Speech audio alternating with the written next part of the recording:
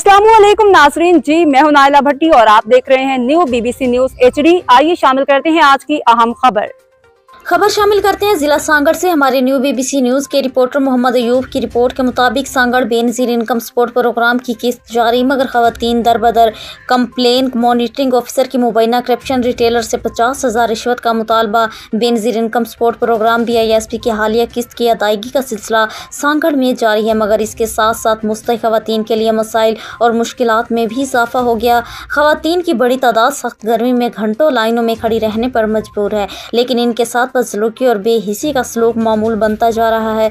ज़राए के मुताबिक BISP सांगड़ सेंटर पर तैनात कंप्लेन मॉनिटरिंग ऑफिसर शहजाद पर संगीन इल्ज़ामात आयद किए गए। मुतासरा खवातीन और सेंटर से मुंसलिक अमले का कहना है कि शहजाद रोज़ाना की बुनियाद पर रिटेलर से 50,000 रुपये रिश्वत का मुतालबा करता है। इसका कहना है कि अगर रकम फ्राहम ना की गई तो वो मुतलका रिटेलर्स की डिवाइस ब्लॉक करवा देगा, जिससे सेंटर पर कैश की तरसील बंद हो जाएगी और हज़ारों खवातीन मुतासिर होंगी। शहजाद का ये भी कहना है कि मैं सांगड़ कैंप का इंचार्ज को नहीं मानता, मेरी मर्जी से काम होगा, जो चाहे कर लो। इस रवैये की वजह से न सिर्फ इदारे की साख मुतासिर हो रही है, बल्कि मुस्तहिक खवातीन जलील और ख्वार हो रही हैं। कई मुतासरा खवातीन ने बताया कि इन्हें झूठी शिकायत के बहाने इनकी किस्त से महरूम कर दिया जाता है या इनके शनाख्ती कार्ड ब्लॉक कर दिए जाते हैं।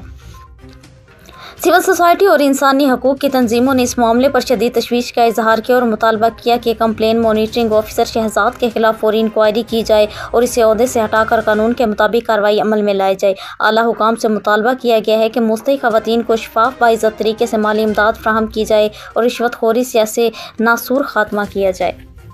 अब तक के लिए इतना ही। मज़ीद खबरों और अपडेट्स के लिए देखते रहें न्यू बीबीसी न्यूज HD।